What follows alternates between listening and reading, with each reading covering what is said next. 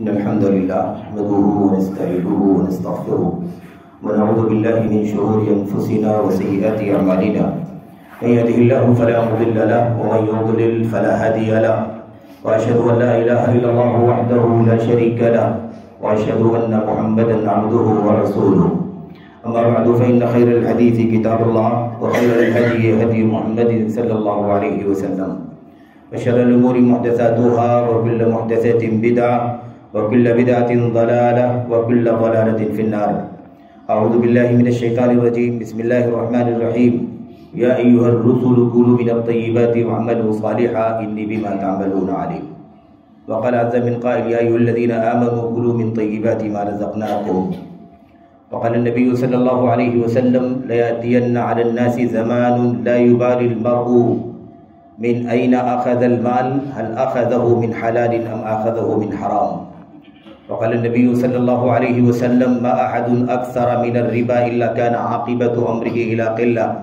وجاء عن النبي صلى الله عليه وسلم أنه قال نعم المال الصالح للمرء الصالح أو كما جاء عن النبي صلى الله عليه وسلم.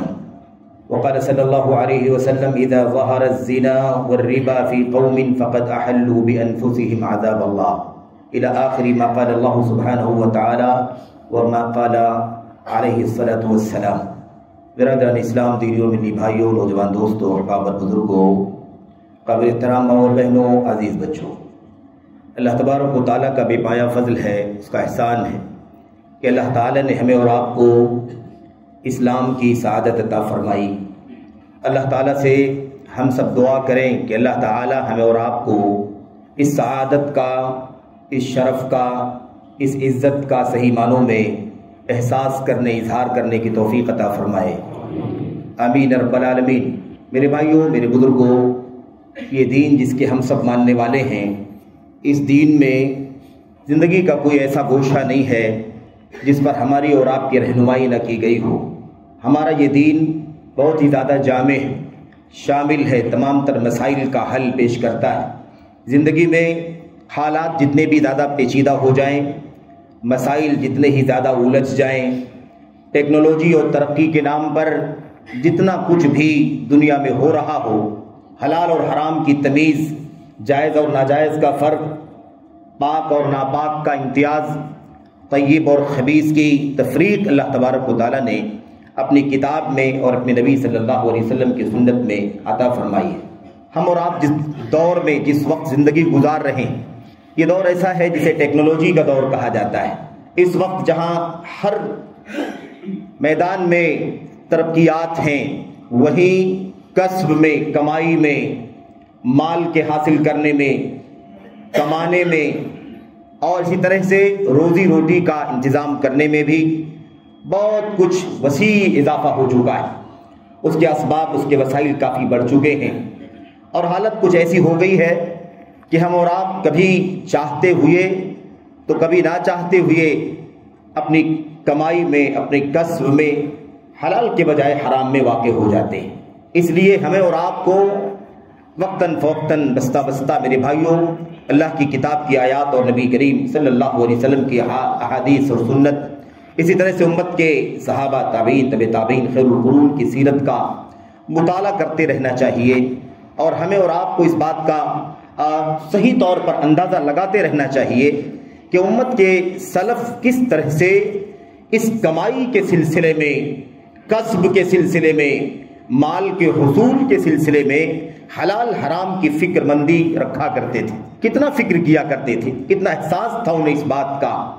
اور میرے بھائیوں، یہ جو ہوس اور خواہش ہے، مال کی لالچ ہے، حرص ہے، زائد طمع ہے جو انسان کے اندر پائی جاتی ہے، یہ انسان کو حلال سے آگے بڑھ کر کے حرام کے دائرے تک بھی پہنچا دیتی ہے. یہ اگر قابو میں ہو جائے، ہم اور آپ اپنے حرص کو، اپنی طمع کو، اپنی لالچ کو قابو میں رکھیں، جائز دائرے میں رکھیں، اور اللہ تبارک و تعالیٰ کے دین کے مطابق حلال پر اکتفا کریں، تو ہم اور آپ حرام کی طرف نہیں جائیں گے.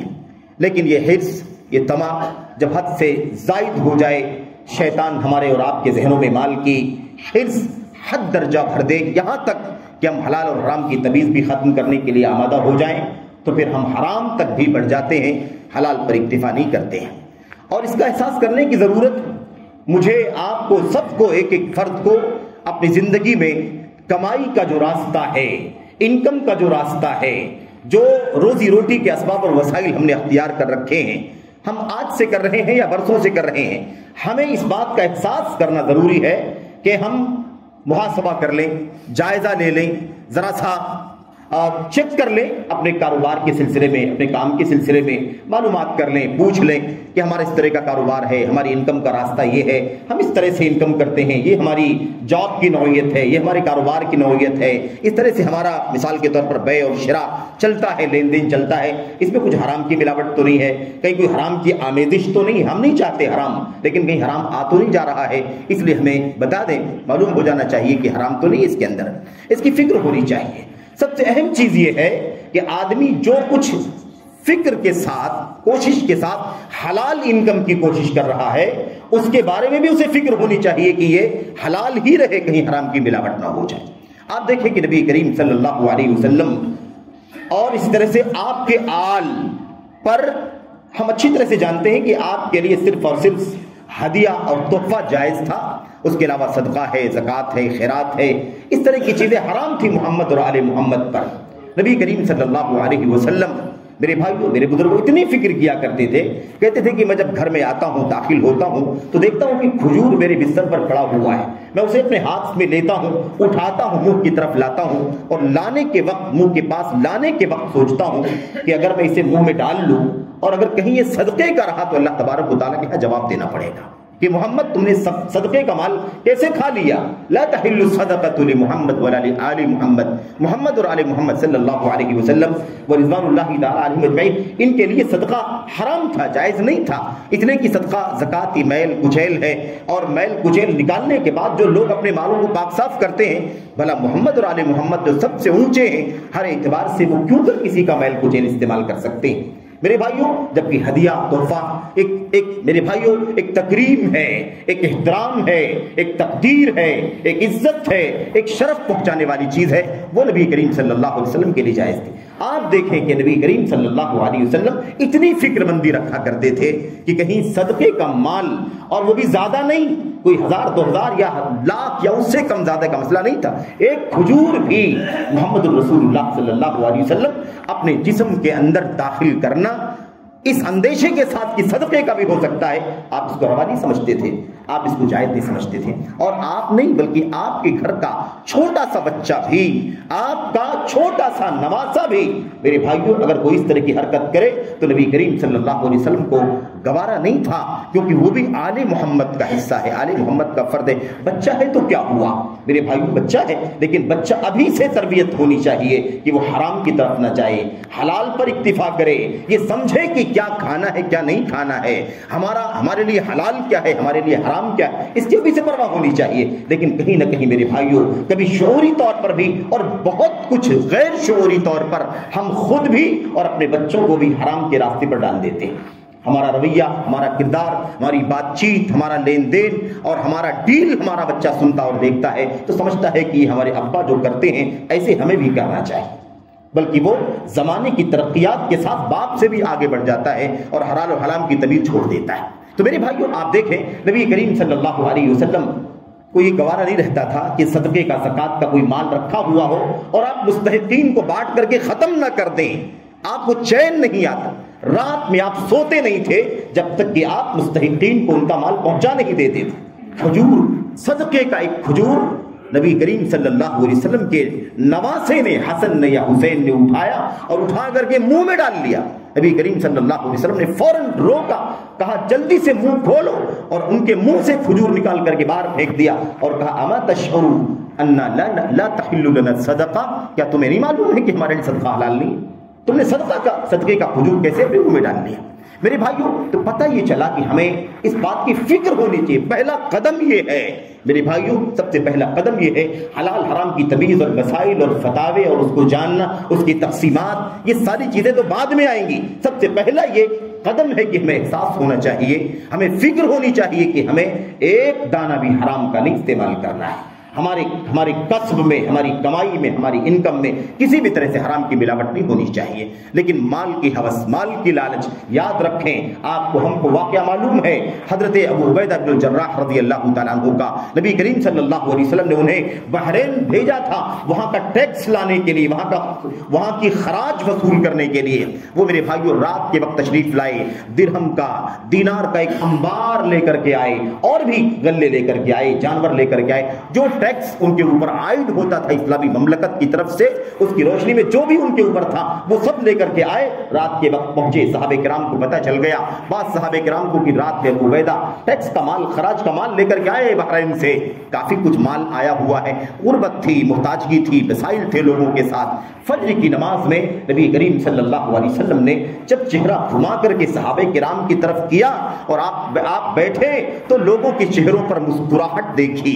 نبی کریم صلی اللہ علیہ وسلم نے دیکھا کہ لوگ مسکرا رہے ہیں، کسی کے چہرے پر مسکراہٹ کھیل رہی ہے، کوئی ایسا لگتا ہے کہ اسے کوئی بشارت مل گئی ہو، کوئی خوشخبری مل گئی ہو۔ نبی کریم صلی اللہ علیہ وسلم نے ان کی طرف توجہ کی اور آپ نے فرمایا شاید تمہیں پتہ چل گیا ہے کہ رات کو ابو عبیدہ بن الجراح رضی اللہ تعالیٰ عنہ بحرین کا ٹیکس وصول کر کے لے آئے۔ ساتھیوں نے کہا اللہ کے نبی ہاں ہمیں پتہ چل گیا ہے، ہمیں معلوم پڑ گیا ہے کہ ہاں وہ مال آ گیا ہے، اس لیے ہمیں چاہت ہے، ہماری خواہش ہے کہ ہماری ضروریات اس سے پوری ہو جائیں۔ اللہ کے نبی صلی اللہ علیہ وسلم نے فرمایا فَأَبْشِرُوا وَأَمِّلُوا، کوئی بات نہیں ہے، خوشی محسوس کرو، بشارت محسوس کرو اور امید رکھو، جسے جو ملنا چاہیے وہ ملے گا۔ اس کے بعد اللہ کے نبی علیہ السلام نے کیا فرمایا؟ آپ نے فرمایا اللہ کی قسم جس کے ہاتھ میں محمد کی جان ہے، اللہ کی قسم جس کے ہاتھ میں محمد کی جان ہے، مجھے اس بات کا ڈر نہیں ہے کہ تم فقیری اور محتاجگی کی وجہ سے مر جاؤ گے۔ میرے بھائیو مجھے اس کا ڈر نہیں ہے کہ تم فقیر ہو جاؤ گے، محتاج ہو جاؤ گے، مجھے اس کا ڈر ہے کہ جیسے پچھلی امتوں کے اوپر دنیا کھول دی گئی تھی، مال کی بہتات، اسباب کی بہتات، بہت کچھ ان کے پاس میرے بھائیوں زندگی کے اسباب و وسائل تھے اور اس کی وجہ سے وہ بہک گئے، بھٹک گئے، انہیں مال و دولت کی کثرت نے ہلاک کر دیا، برباد کر دیا۔ مجھے یہی ڈر ہے کہ تمہارے ساتھ وہ معاملہ نہ ہو جائے۔ میرے بھائیوں لل فقر اخشى علیکم، فقیری کا، محتاجی کا مجھے خوف نہیں تمہارے بارے میں، ولکنی اخشى ان تبسط علیکم الدنیا کما بسطت علی من کان قبلکم فتہلککم کما اہلکتہم، مجھے ڈر اس بات کا ہے کہ جیسے پچھلی امتوں پر مال و دولت کی بہتات ہو گئی، انکم کے راستے کھل گئے، کمائی کے اسباب اور وسائل بہت زیادہ فراہم ہو گئے، اور اس کے بعد میرے بھائیوں یہی ہوا کہ فاہلکتہم، انہیں اس مال و دولت کی کثرت نے ہلاک و برباد کر دیا۔ مجھے ڈر ہے کہ کہیں تمہارا بھی انجام وہی نہ ہو جائے۔ تو اللہ کے نبی صلی اللہ علیہ وسلم نے فرمایا مسئلہ یہ نہیں ہے کہ آدمی اپنا حق لے، حق لینا ایک نیک آدمی کے لیے نیک مال کا استعمال کرنا، اس میں کوئی قباحت کی بات نہیں ہے۔ حضرت عبداللہ بن عمرو بن عاص رضی اللہ تعالیٰ عنہ کی حدیث ہمارے سامنے، اللہ کے نبی صلی اللہ علیہ وسلم نے ایک محاذ پر انہیں بھیجنا چاہا اور بھیجنے کے وقت جب ان کو بلایا، ان سے بات چیت کی تو ایک مقدار کچھ مال کی، درہم و دینار کی ایک مقدار ان کو دی اور کہا کہ یہ اپنے پاس رکھو۔ وہ ابھی جلد ہی اسلام لائے تھے، انہوں نے کہا اللہ کے نبی صلی اللہ علیہ وسلم میں اسلام لایا ہوں، لیکن اسلام لانے کا مقصد یہ نہیں تھا کہ مجھے مال ملے گا، مجھے دولت ملے گی، میں مال و دولت کی لالچ میں اسلام میں نے قبول نہیں کیا ہے۔ اللہ کے نبی نے فرمایا کہ نہیں، تمہیں اس لیے مال دیا بھی نہیں جا رہا ہے کہ تم نے اسلام قبول کیا ہے، لیکن تم ایک محاذ پر جا رہے ہو، تمہیں ضرورت پڑ سکتی ہے۔ نعم المال الصالح للمرء الصالح، ایک اچھا صاف ستھرا حلال مال جو حاصل ہو ایک نیک آدمی کو، صالح آدمی کو، اس میں کوئی قباحت کی بات نہیں۔ تو میرے بھائیوں ایک آدمی حلال کمائے، حلال کھائے، اللہ کی راہ میں خرچ کرے اور اس میں اللہ کے حقوق کو ادا کرے، اللہ کے بندگان کے حقوق کو ادا کرے، اس میں تو کوئی قباحت کی بات نہیں ہے۔ تو مال فی نفس ہی عیب کی چیز نہیں ہے، مال کی کمائی کا راستہ حلال ہونا ضروری ہے اور اس کے بعد اسے خرچ کرنے کا راستہ بھی حلال ہونا ضروری ہے۔ یہی وہ دو سوال ہیں جو ہمارے لیے بڑے خطرناک ہیں۔ نبی کریم صلی اللہ علیہ وسلم نے فرمایا تھا ان 5 سوالات میں سے جن 5 سوالات کے بغیر، 5 سوالات کا جواب دیے بغیر کوئی شخص اللہ تبارک و تعالیٰ کے سامنے سے ہٹ نہیں سکے گا، اس میں اللہ کے نبی نے کیا فرمایا تھا؟ وَعَنْ مَالِهِ مِنْ أَيْنَ اكْتَسَبَهُ وَفِيمَا أَنفَقَهُ، مال کے بارے میں 2 سوال کیے جائیں گے، انسان سے 5 سوال کیے جائیں گے، اللہ تبارک و تعالیٰ کے سامنے کھڑے ہونا ہوگا، 5 سوالات کے جواب دینے ہوں گے۔ ان 5 سوالات میں سے 2 سوال مال کے سلسلے میں ہوگا، مال کہاں سے کمایا اور کہاں خرچ کیا. اگر کمائی کا راستہ حلال ہے، خرچ غلط جگہ کر رہا ہے تو بھی نجات مشکل ہے. اور اگر میرے بھائیوں، میرے بزرگوں اگر اس کا برعکس ہے، کمائی حرام کی ہے اور اسے کار خیر میں استعمال کر رہا ہے، ایک آدمی حرام کمائی کر رہا ہے، ملاوٹ والی کمائی کر رہا ہے، مشکوک کمائی کر رہا ہے اور بہتات ہے، مسجدیں تعمیر کروا رہا ہے، مساجد بنوا رہا ہے، غربا فقراء مساکین میں تقسیم کر رہا ہے، پوری دنیا میں اس کا نام ہے کہ دینداتا ہے، حاتم بنا گھوم رہا ہے. میرے بھائیوں یاد رکھو کہ چونکہ اس کی انکم کا راستہ حرام ہے، اس لیے اللہ تبارک و تعالیٰ اس کی یہ نیکی قبول بھی نہیں فرمائے گا اور اس کا گناہ اس کی گردن پر قائم رہے گا. اس لیے دونوں چیزیں ضروری ہیں. تو یہ فکر مندی بہت زیادہ ضروری ہے میرے بھائیوں. اور اللہ کے نبی محمد رسول اللہ صلی اللہ علیہ وسلم نے فرمایا تھا ہر امت میں کوئی نہ کوئی فتنہ رہا ہے، یعنی ہر امت کے لوگوں میں، ہر امت میں کوئی نہ کوئی ایسی چیز رہی ہے جس میں اس امت کے لوگ زیادہ آزمائش میں مبتلا ہوتے ہیں، پریشان ہوتے ہیں. ایمان کا خطرہ، عمل کا خطرہ، عقیدے کا خطرہ، یہ سارے مسئلے ہر امت کے ساتھ لگے ہوئے ہیں. میری امت میں آزمائش کا جو سب سے بڑا مسئلہ ہے، فتنے کی جو سب سے بڑی جڑ ہے، وہ مال ہے. یعنی میری امت مال میں آزمائی جائے گی، انکم میں آزمائی جائے گی، خرچ کرنے کے اعتبار سے آزمائی جائے گی. اللہ تبارک و تعالیٰ کے حقوق اور بندگان کے حقوق کے سلسلے میں مالی اعتبار سے جو ذمہ داریاں عائد ہوتی ہیں، اس میں کوتاہیاں جو کرے گا اسی اعتبار سے وہ آزمایا جائے گا، فتنے میں پڑ جائے گا. یہ بڑا خطرناک مسئلہ ہے. اور مال کے سلسلے میں اللہ کے نبی محمد رسول اللہ صلی اللہ علیہ وسلم کی وہ حدیث ہمارے سامنے، آپ نے فرمایا تھا لَيَأْتِيَنَّ عَلَى النَّاسِ زَمَانٌ لَا يُبَالِ الْمَرْءُ، ایک وقت میری امت پر ضرور ایسا آئے گا، ایک وقت میری امت پر ایسا وقت ضرور آئے گا جس وقت یہ حالت یہ ہو جائے گی لا يُبَالِ الْمَرْءُ مِنْ أَيْنَ أَخَذَ الْمَالِ، آدمی کو یہ پرواہ نہیں ہوگی کہ مال وہ کہاں سے کما رہا ہے. من این اخذ المال، مال کی آمدنی کہاں سے ہو رہی ہے، مال کی آمد کا سورس کیا ہے، کہاں سے کما رہا ہے. جاب ہے تو حلال ہے کہ حرام ہے، کاروبار ہے تو حلال ہے کہ حرام ہے، انکم جو ہو رہی ہے اس کا راستہ حلال کا ہے کہ حرام کا. لا یبالی المرء، آدمی اس کی پرواہ نہیں کرے گا. پرواہ کس کی کرے گا؟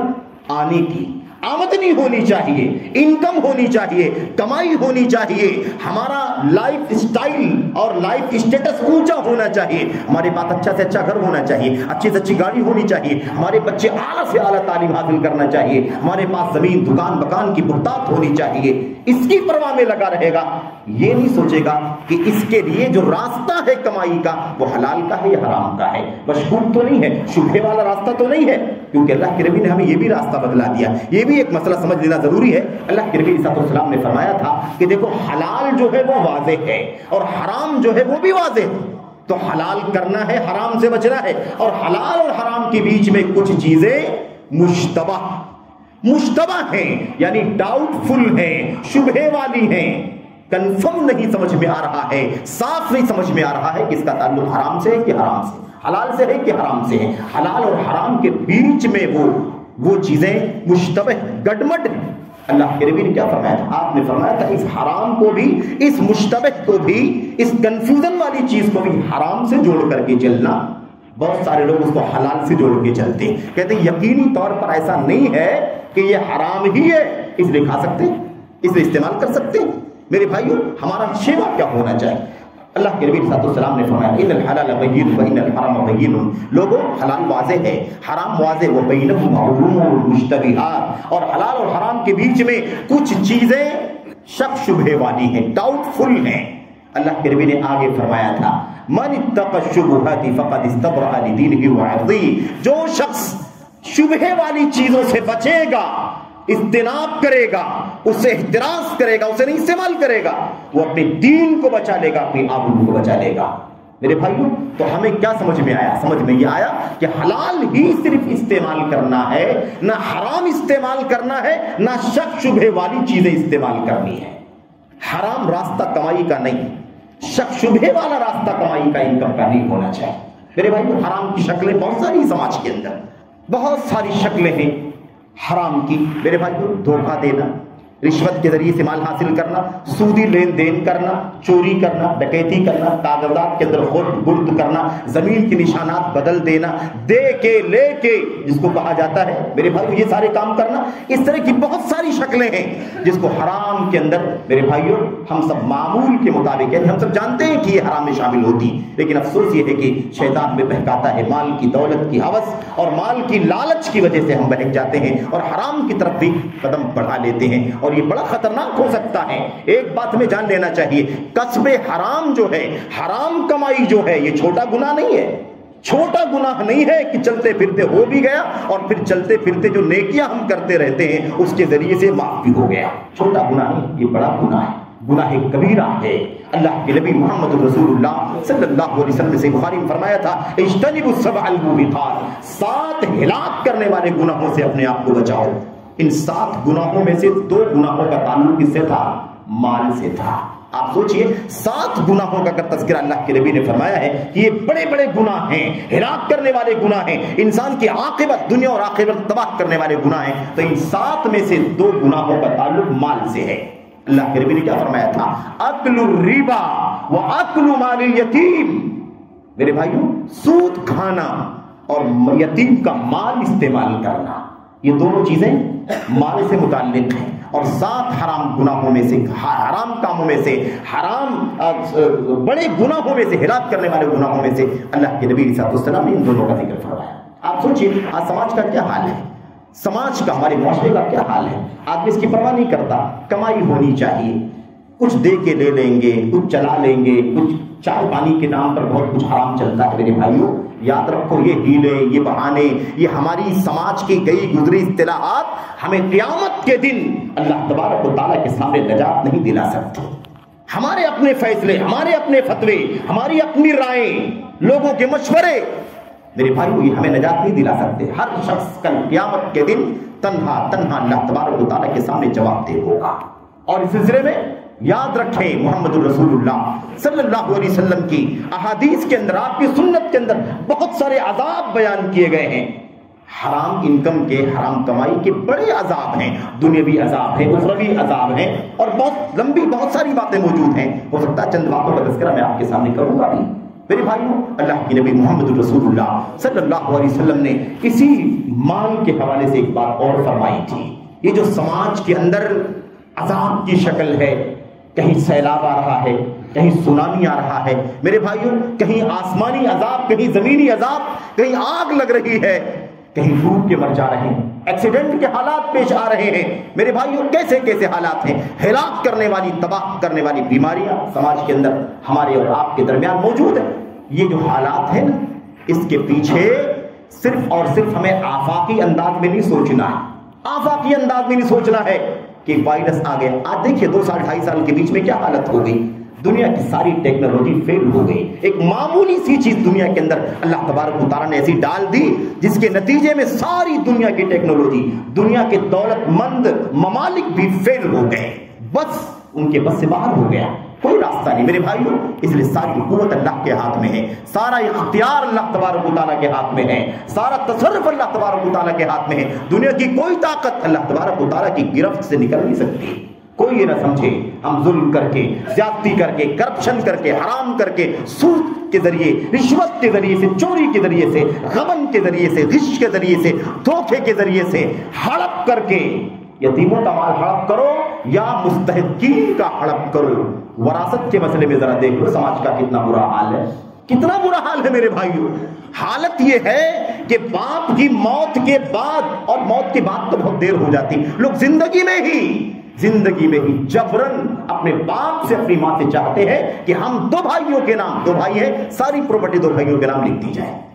بہنوں کا شمار بھی نہیں کیا جاتا، بیٹیوں کا نام بھی نہیں آتا میرے بھائیوں، بیٹیوں کو کوئی گنتا بھی نہیں ہے کہ یہ بھی وارث ہیں، بہنوں کا تذکرہ بھی نہیں، ماں کا شمار بھی نہیں، بیوی کا کوئی کام نہیں۔ میرے بھائی یہ صورتحال ہو گئی ہے آج سماج کا عالم یہ ہے۔ کیا یہ حرام نہیں ہے؟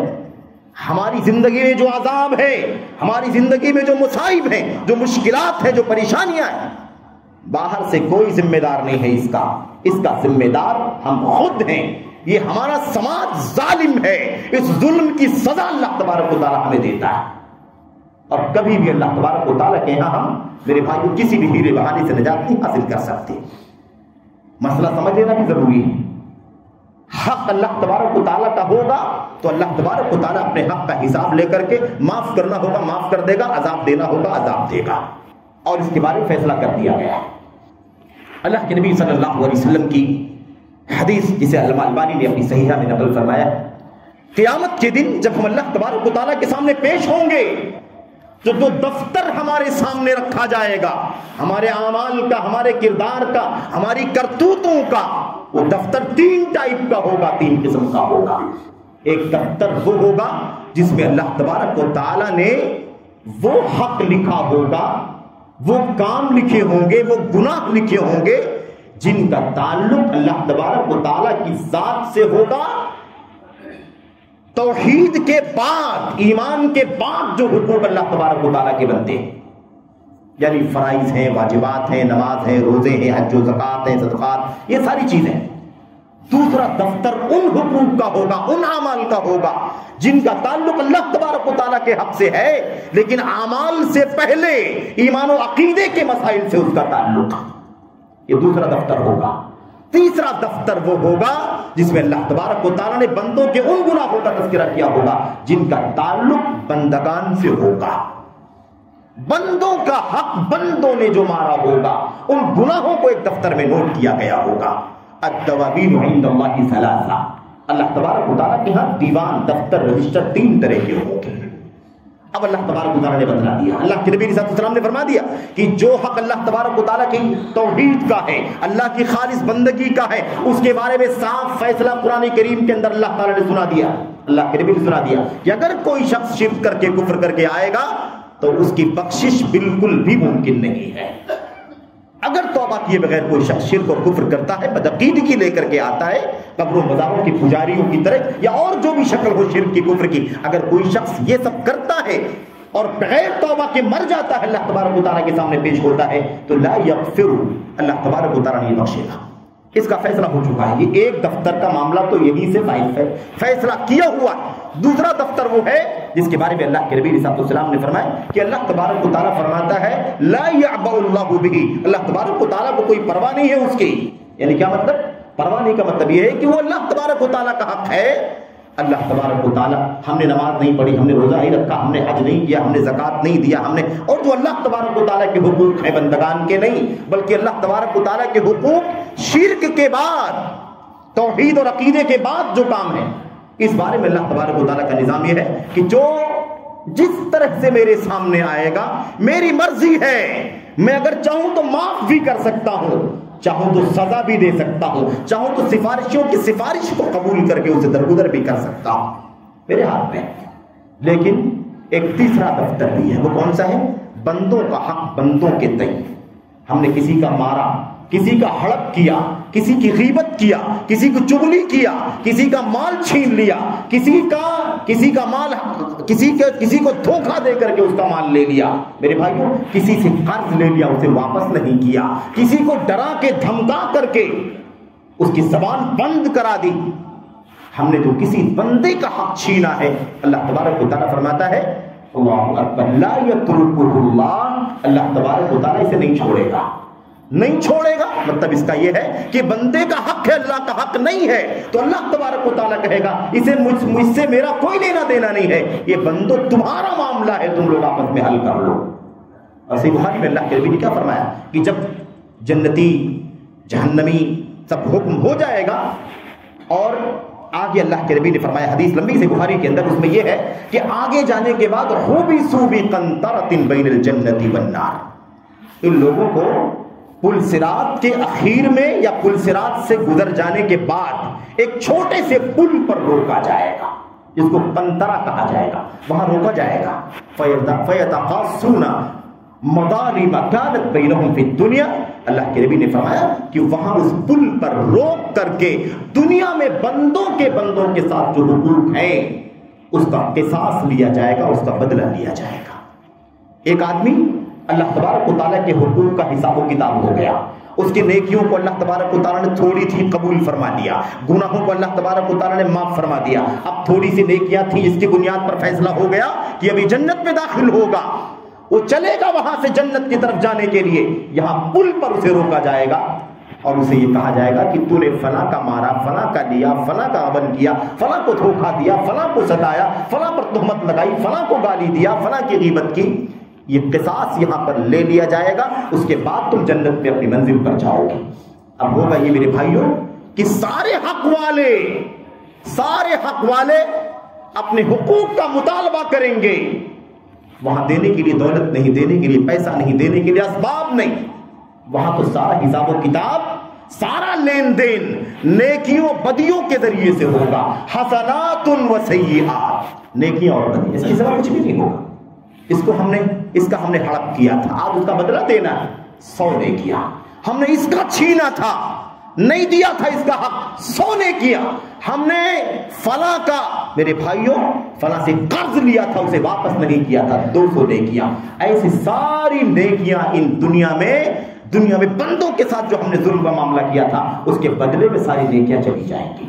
تو وہاں سے نیکیاں لے کر کے جنت میں داخل ہونے جا رہا تھا، اب وہ مائنس میں چلا گیا۔ اللہ کے نبی نے فرمایا اگر سارے حقداروں کے حق ادا ہو جائیں گے اور نیکیاں بچیں گی تو کسی نہ کسی جنت کے درجے میں اسے داخلہ مل جائے گا، لیکن اگر سارے حق والوں کے حق ادا کرنے میں نیکیاں ختم ہو جائیں گی اور بہت سارے حق والے باقی بھی بچیں گے جن کا حق دینے کے لیے اس کے پاس نیکی نہیں بچے گی، تو ایسی صورت میں ان حقداروں کے گناہوں کے اس کے اوپر لاد دیا جائے گا۔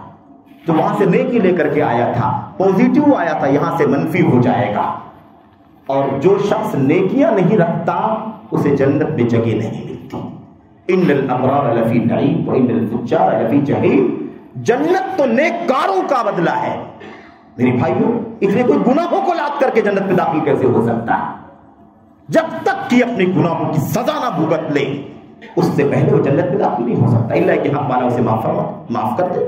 میرے بھائیوں یہ ہوگا تو قیامت کے دن بڑا خطرناک مسئلہ ہے میرے بھائیوں، بڑا خطرناک مسئلہ ہے۔ میں آپ کو بتاؤں، اللہ کے نبی محمد رسول اللہ صلی اللہ علیہ وسلم نے فرمایا قیامت کے دن یہ اعلان ہوگا کہ چلو اب آج جس کو اپنا حق دنیا میں نہیں ملا ہے اسے شکایت ہے اپنے ظالموں سے، حق غضب کرنے والوں سے، آج یہ تمہارے انصاف کا دن ہے، تمہارے اپنے حقوق ادا کیے جانے کا دن ہے، تمہیں اپنا بدلہ ملنے کا دن ہے، کھڑے ہو جاؤ، اپنے اپنے حق کا اعلان کرو، کس نے کس کا حق مارا ہے۔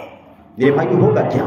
روایت میں ہے کہ لوگ یہ سن کے خوش ہو جائیں گے، ایک بیوی خوش ہوگی کہ شوہر نے اس کا حق مارا ہے، ایک بیٹی خوش ہوگی کہ میرے بھائیوں اس کے باپ نے اس کا حق مارا ہے، ایک ماں خوش ہوگی میرے بھائیوں کہ اس کے متعلق نے اس کا حق مارا ہے، اس طرح سے ایک بہن خوش ہوگی کہ اس کے بھائی نے اس کا حق مارا ہے۔ یہ سب کے سب کھڑے ہو جائیں گے اللہ تبارک و تعالیٰ کے سامنے، اپنے اپنے حساب کا مطالبہ کریں گے، اور اللہ تبارک و تعالیٰ کی طرف سے حکم ہوگا کہ ان کا قصاص ان سے دلا دیا جائے۔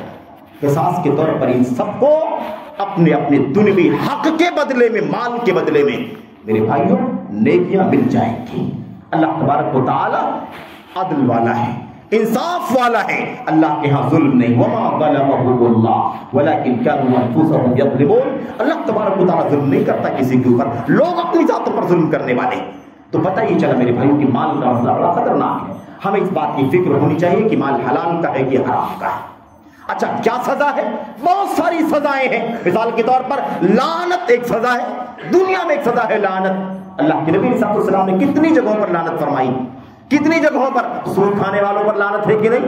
رشوت کا لین دین کرنے والوں پر لعنت ہے کہ نہیں؟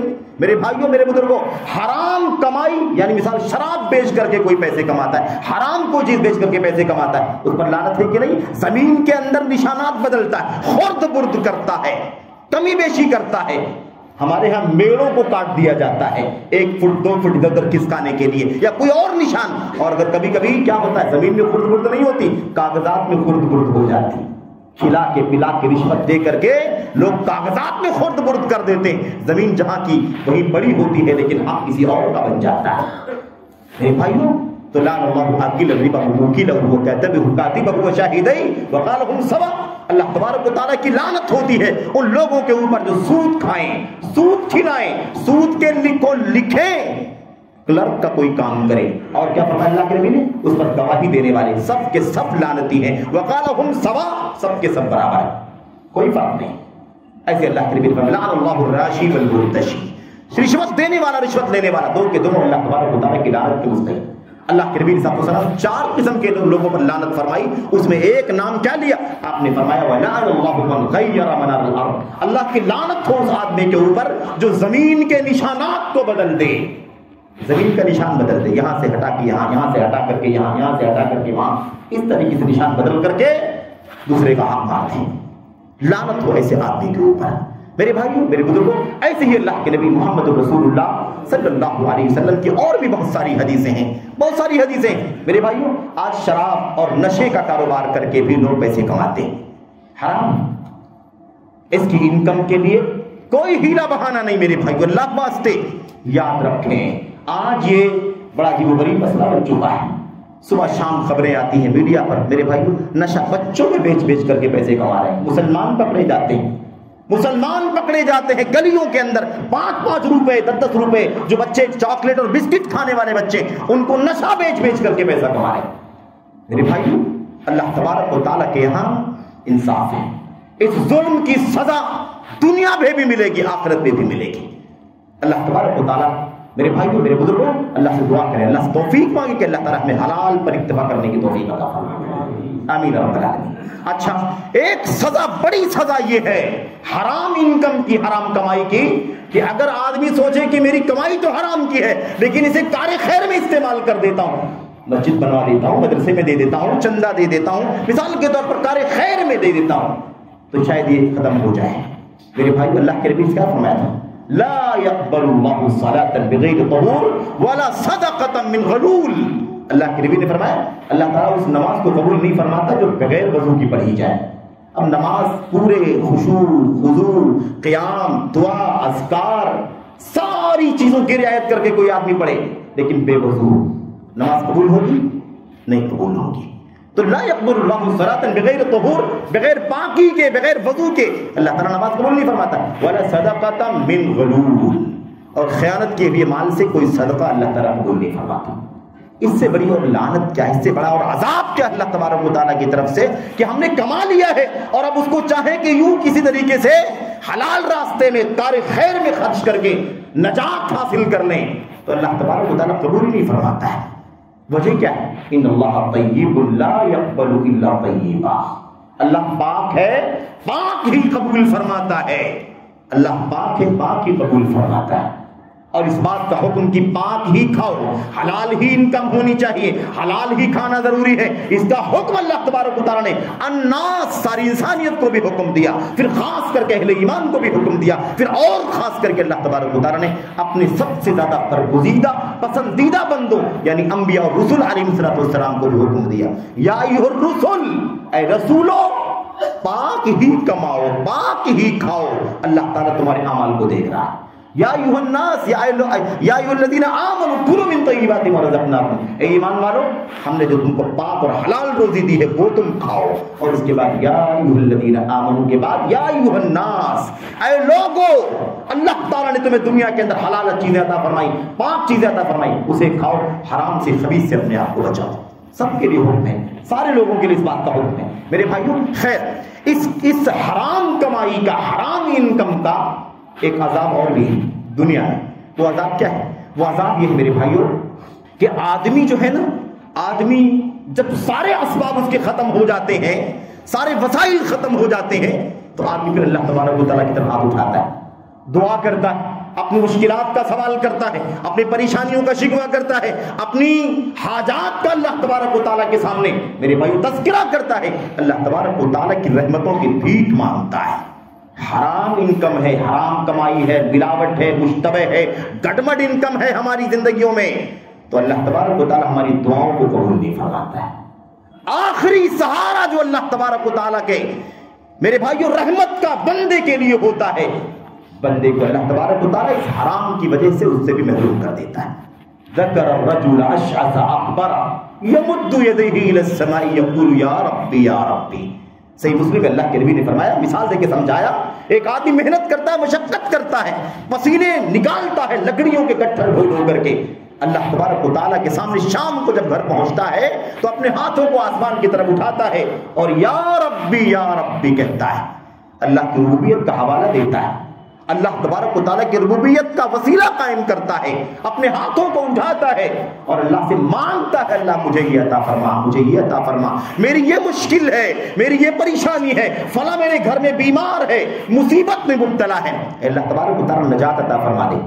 اللہ کے نبی صلی اللہ علیہ وسلم فرماتے ہیں ہوتا کیا ہے؟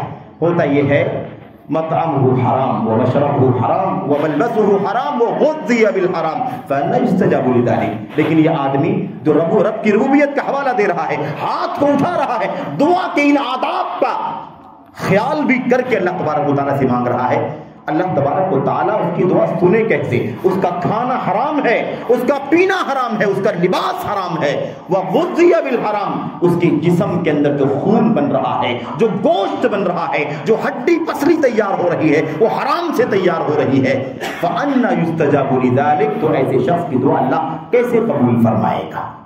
اس سے بڑا عذاب اور کیا ہو سکتا ہے میرے بھائیو؟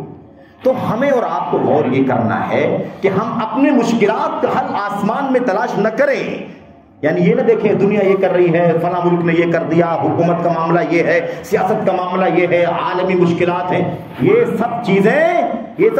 سب باتیں وہ کرتا ہے جس کا اللہ تبارک و تعالیٰ پر ایمان نہیں ہوتا ہے، جو ڈرتا نہیں ہے اللہ تبارک و تعالیٰ سے، جو اسلام کا پابند اپنے آپ کو نہیں سمجھتا ہے، وہ سوچے تو سوچ سکتا ہے۔ ہم مسلمان اللہ تبارک و تعالیٰ کے حکم کے پابند ہیں، ہمارا ایمان ہے کہ روزی اللہ کے دینے سے ملتی ہے، اگر وہ دے تو ہم کھائیں، وہ نہ دے تو کوئی طاقت ہمیں نہیں کھلا سکتی۔ اللہم لا مانع لما اعطیت ولا معطی لما منعت، جسے تو دے اسے کوئی روک نہیں سکتا، جسے تو نہ دے اسے کوئی دے نہیں سکتا۔ الا من مسترزق فارزق له، ہے کوئی روزی مانگنے والا، ہے کوئی روزی کا سوال کرنے والا، میں اسے روزی دینے آیا ہوں۔ اللہ تبارک و تعالیٰ آسمان دنیا پر میرے بھائیو رات کے تہائی حصے میں صبح شادی سے پہلے آواز لگاتا ہے، تو روزی دینے والا اللہ تبارک، ہمارا ایمان ہے۔ اور یاد رکھو یہ روزیوں کی مشکلات بھی جو آتی ہیں نا، اسی لیے آتی ہیں کیونکہ ہم نے اپنے رب کو ناراض کر دیا ہے، اپنے رب کو ہم نے ناراض کر دیا ہے۔ تو حلال کمائی پر اکتفا کرنا ضروری ہے، حلال کمائی پر اکتفا کرنا ضروری ہے۔ یاد رکھیں اس مسئلے کو، امت کے اسلاف کی باتیں بڑی خطرناک ہیں، بڑی اہم ہیں میرے بھائیو۔ سلف کی عورتیں کہا کرتی تھیں، اسلاف کی عورتیں کہا کرتی تھیں، کہتی تھی کہ دیکھو ایسا ہے کہ ہمیں کھلانا تو حلال کھلانا، بیوی کہتی تھی، بچے کہتے تھے، گھر کی خواتین کہتی تھی اپنے سرپرستوں سے کہ دیکھو جو تم روزی روٹی کے لیے دوڑ بھاگ محنت کرتے ہو، کاروبار کرتے ہو یا جاب اور ملازمت کرتے ہو، جو بھی راستہ ہے کمائی کا، ایک ہی شرط ہے کہ اللہ واسطے ہمیں حلال ہی کھلانا، جو دانا لانا وہ حلال کا، جو پانی پلانا وہ حلال کا، جو کپڑے پہنانا وہ حلال کا، سب کچھ حلال کا کرنا، حرام کا نہیں کرنا۔ اگر ملے گا حلال کا تو کھائیں گے، نہیں ملے گا تو نہیں کھائیں گے، لیکن حرام کا نہیں کھائیں گے، حرام کا نہیں پہنیں گے۔ کیوں؟ اس لیے کہ دنیا میں تو بھوک برداشت کر سکتے ہیں، ایک ٹائم نہ ملے کوئی بات نہیں، چلا لیں، فاقہ کر لیں گے، نہیں ملے گا تو مر جائیں گے، لیکن کل قیامت کے دن جہنم کی آگ برداشت نہیں کر پائیں گے۔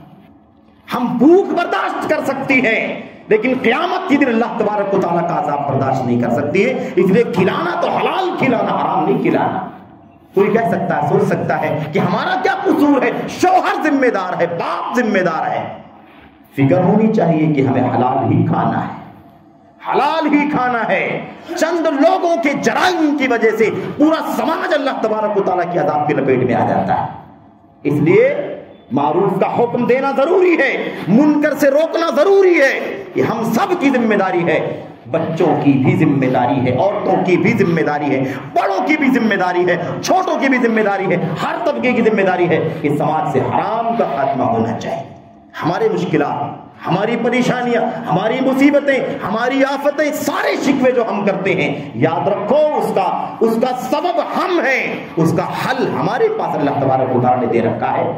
ہمیں پلٹنا ہوگا، ہمیں رجوع کرنا ہوگا، ہمیں اپنے گریبان میں جھانک کر کے دیکھنا ہوگا، اپنے کاروبار کو دیکھو، اپنے جاب کو دیکھو، اپنے انکم کو دیکھو، मिलावट तो नहीं है, गड़बड़ तो नहीं है, हराम तो नहीं है। आज टेक्निकल दुनिया के अंदर नौजवान तबका बहुत सवाल करता है, हमने ये डिग्री हासिल की है, IT का हमारा डिपार्टमेंट है, उसके अंदर ये चीज़ है, इसके अंदर ये है, ये सूदी लेन देन को काउंट करने का कोई हमें मिसाल के तौर पर कि कोई वेबसाइट बनानी है या कोई एप्लीकेशन तैयार करना है, इसका क्या हुक्म है? मेरे भाइयों, हराम खा नहीं रहा है, लेकिन हराम के रास्ते में मदद कर रहा है वो। और अल्लाह तबारक व तआला का हुक्म क्या है? अल्लाह तबारक व तआला फरमाता है वतआवनु अलल बिर्रि वत्तक़वा वला तआवनु अलल इस्मि वल उद्वान। नेकी और तकवे के कामों में आपस में एक दूसरे की मदद करो और गुनाह और दुश्मनी के कामों में एक दूसरे की मदद मत करो। अल्लाह से दुआ करते हैं कि अल्लाह तबारक व तआला हमें और आपको हलाल पर इक्तिफा करने की तौफीक अता फरमाए, हराम से बचने की तौफीक अता फरमाए। अल्लाह हमारे जिस्म में जो दाना जाए वो हलाल का जाए, जो पानी जाए वो हलाल का जाए, जो गोश्त बने, हड्डी बने, वो हलाल के हलाल कमाई की बने। अल्लाह ताला हमें हराम के जर्रे जर्रे से बचने की तौफीक अता फरमाए, इसकी बरकतें हमें दुनिया में अता फरमाए और हराम की लानतों से हमको, आपको, पूरे समाज को, पूरी दुनिया को बचने की तौफीक अता फरमाए। आमीन रब्बल आलमीन। मेरे भाइयों, मेरे बुजुर्गों, बस अल्लाह से दुआ ही करते हैं कि अल्लाह ताला हमें और आपको हलाल कमाई की तौफीक अता फरमाए। इसके लिए क़नाअत चाहिए, इसके लिए अल्लाह के फैसले पर राजी होना जरूरी है। लालच इंसान को हराम की तरफ ले जाती है। छोटी सी बात कहकर ये बात खत्म करता हूँ। अल्लाह के नबी सल्लल्लाहु अलैहि वसल्लम ने फरमाया था, मेरे भाइयों, मन अस्बह आमिनन फी साबिही मुआफन फी जसदिही इंदहु कुतु यौमिही फकअन्नमा हिज़त लहु दुनिया बिहदाफिरिहा।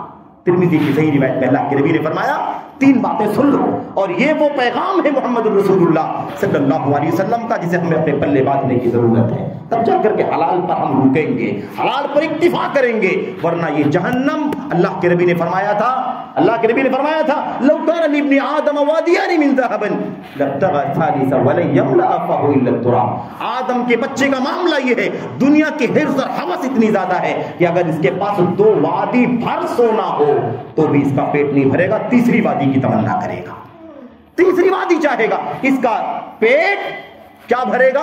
अल्लाह के नबी ने फरमाया, अल्लाह के नबी ने फरमाया, मिट्टी ही इसके पेट को भर सकती है, इसके मुंह को भर सकती है। खैर, अल्लाह के नबी ने फरमाया था, जिस आदमी के साथ ये 3 नेमतें हो वो बहुत बड़ी नेमतों में है। क्या है? नंबर 1, जो आदमी अमन के साथ, सुकून के साथ, बेखौफ, बिल्कुल मुतमईन होकर के अपने कबीले में, अपने घर में, अपने कौम में रहे।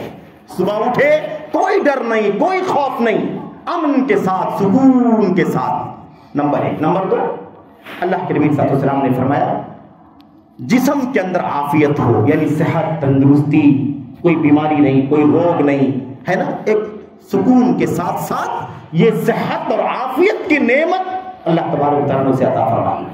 नंबर 3, अल्लाह के नबी ने फरमाया, इंदहु कुतु यौमिही, उसके पास सिर्फ 1 दिन की खुराक मौजूद हो। सुबह उठा है, कोई खौफ नहीं है, कोई बीमारी नहीं है, और 1 दिन का सिर्फ उसके पास खाना खर्चा मौजूद है, बस कल का कोई पता नहीं। जिसके पास इतना है, फकअन्नमा हिज़त लहु दुनिया बिहदाफिरिहा, तो उसे ये जान लेना चाहिए कि उसकी मिसाल ऐसी है कि अल्लाह ने पूरी दुनिया की नेमतें उठा करके उसके हवाले कर दी। ये एहसास पैदा करना जरूरी है, तब हलाल पर इक्तिफा करेंगे, वरना हिर्स, हवस, लालच खत्म नहीं होती है। अल्लाह से दुआ करते हैं कि अल्लाह ताला हमें और आपको खैर की तौफीक अता फरमाए। आमीन रब्बल आलमीन। व सल्लल्लाहु अलैहि वसल्लम व बारक अला नबीना मुहम्मद व अला आलिहि वसहबिहि अजमईन। अस्सलामु अलैकुम। अल्हम्दुलिल्लाह नहमदुहु व नस्तईनुहु व नस्तगफिरुहु व नसल्ली अला मुहम्मद व अला आलि मुहम्मद कमा सल्लैता अला इब्राहीम व अला आलि इब्राहीम इन्नका हमीदुम मजीद। अल्लाहुम्मा बारिक अला मुहम्मद व अला आलि मुहम्मद व बारिक अला इब्राहीम व अला आलि इब्राहीम इन्नका हमीदुम मजीद। सुब्हान रब्बिका रब्बिल इज्जति अम्मा यसिफून व सलामुन अलल मुरसलीन वल्हम्दुलिल्लाहि रब्बिल आलमीन।